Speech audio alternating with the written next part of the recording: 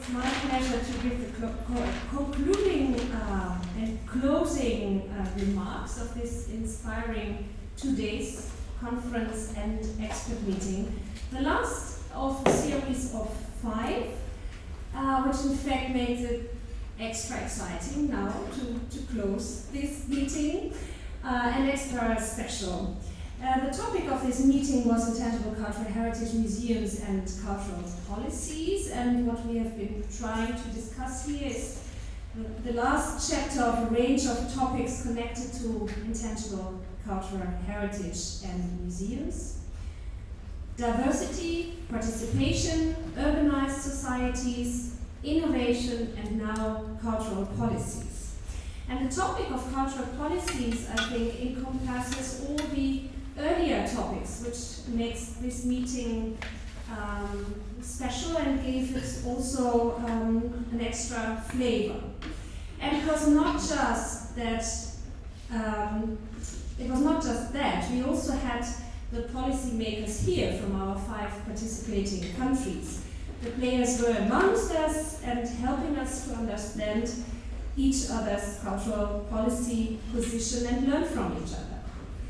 There were a lot of interesting presentations and discussions, this inspiring us to create connections between museums and intangible cultural heritage. And I would like to share with you 4 thoughts or observations. And as this is the closing of this meeting, I think it is also my task to have a look back, but also to raise some questions for the future. So let me explain what struck me as remarkable. Mark Jacobs reminds us again and again, Mark, that we do not have to simplify complex things. And I think that is really important, and if I understand you correctly, you even have to make things more complicated sometimes. This complexity can make us confused. But there's also a lot of beauty in it, as Tamara formulated this during one of the breaks today. And there's a lot of potential for creativity in it.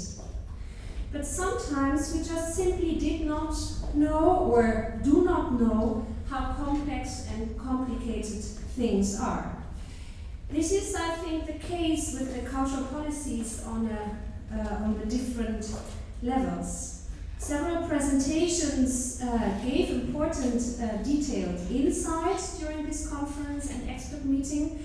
However, I believe that much more research on the ICH-related networks and power relations like Hannah Schreiber's great research is needed. The question, for instance, if and how the policymakers work together with the international and national museum organizations, as it was raised yesterday and today, but also the question if and how they work together with the ICH organizations are very relevant ones and should be more elaborated. And when I talk about research on ICH-related networks that encompass policy-making institutions on different levels, I mean the networks including their power relations, including the different agendas, including the different languages and terminologies, including the multi-perspectivities, including the related emotions. I think these emotions are very important also in the policy making, and I really liked the title of Hannah's position paper, Pride, Prejudice, Sense and Sensibility, because of this. More critical research results on these networks would enable us much better to become active or even activistic if we want to. And doing research on these networks also means that we have to reflect on our own role, our own activities, and our own agenda in these networks, as it was expressed several times today. Then a second thought. During the presentation about this museum, the Hof von Büsleiden, Sigrid Bosmans pointed out that if you want to make intangible cultural heritage a sustainable part of your museum, it should be integrated in the collection strategies or in the collection plans. Today, this thought came also back in the presentation about Nemo, that would like to include ICH in their policy document that, amongst others, consists of the collection value. However, thinking of the whole series of conferences and expert meetings we have had now, and thinking of more than 70 presentations about practices of museums engaging with intangible cultural heritage, I can only remember very few cases in which museums talked about intangible heritage and collection plans to give intangible heritage a more substantial and sustainable position in their museum. I think here might still be a lot to do, and I'm looking forward to work further on this issue and to think about questions like can intangible cultural heritage be collected at all? And if yes, for whom and together with whom? And how can intangible heritage be collected? Do we already have the methodologies and techniques for it, or do we still have to develop them? And what kind of impact will the integration of intangible heritage in the collection plans have on the museums and maybe also on other collecting organizations? And then the relation between the tangible and the intangible, which came back during this conference and expert meeting several times. I think we have to take the tangible, which is so connected to the history but also to the present of museums, really seriously. And at the same time understand or frame the tangible in a specific way. What about exchanging the terms Normgard, is that right? Presented today. What about exchanging the terms you presented today under the heading tangible versus intangible and put under tangible, process, users, practitioners, transmitting and experience, usefulness? I think that this exercise can make clear that objects and spaces, and I think we really don't have to forget the spaces, are a fruitful starting point for engagement with intangible cultural heritage, and I think that this has also become obvious during different museum presentations today. Objects embody narratives, knowledge, and practices, but they are also actors doing something with us, doing something with the people. And I think this could also be an interesting approach museums can work with when they engage in intangible cultural heritage. And last, the practitioner's voice. The practitioner's voice we always find important, and because it is often an intriguing eye-opener. We heard some practitioners yesterday, but we heard their voices also today through the presentation of the museums working together with the bearers and practitioners of intangible cultural heritage. And I heard a lot that I would like to keep in mind for our future work. How important the reality check is. Does cooperation really work in reality? What are the needs for the co-words, collaboration and co-creation?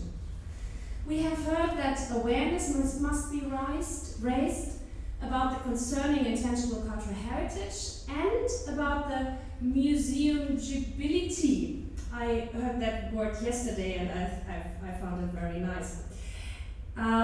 We have heard that one has to take time to get to know each other and each other's expectations, time to work commonly on the concerning project and the needed methods. So it already starts, of course, with the methods, while reflecting on why one does what one does and for whom. We have learned that through intangible cultural heritage it is possible to create shared spaces shared spaces for intangible cultural heritage and its safeguarding, but also space for the multi-perspectivity of intangible heritage and an arena to negotiate heritage. Controversial, like pipe smoking, like colonial heritage or intangible heritage, which is in a way connected to the difficult colonial history, or we can also negotiate just not controversial heritage and see that it is controversial. I think it is always, in a way, controversial. Anyhow, the integration of intangible cultural heritage can be an answer on museums' new, and actually it is not so new anymore, a new role in society. A new role as a transforming agent, as Barbara Kirschenblatt put it, and as Christine Kudma quoted her, a museum that is relevant for society and that deals with its challenges. These challenges are not seldom negotiated through intangible cultural heritage. So these were my thoughts.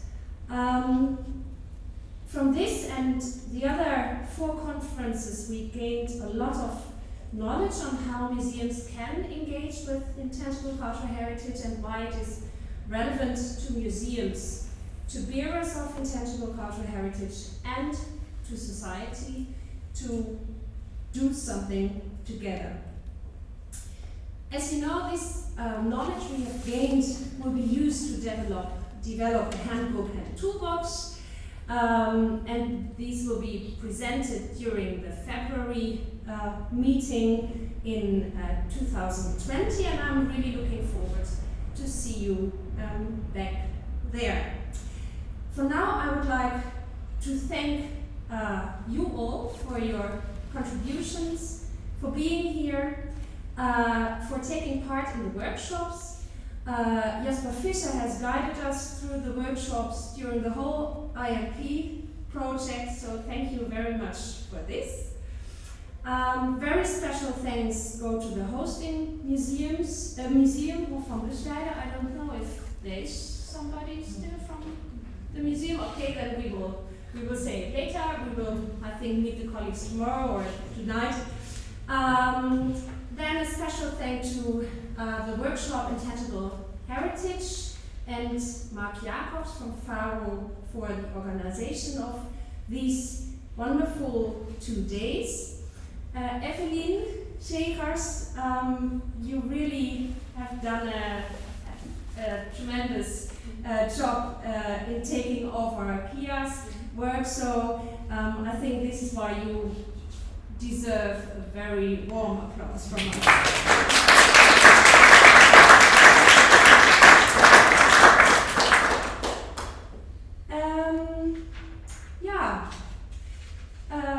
That's all. The only thing left for me is now to wish you all a safe journey home. We hope you picked up new ideas for your work with intangible cultural heritage, and please keep us posted. Thank you, and see you again in Brussels.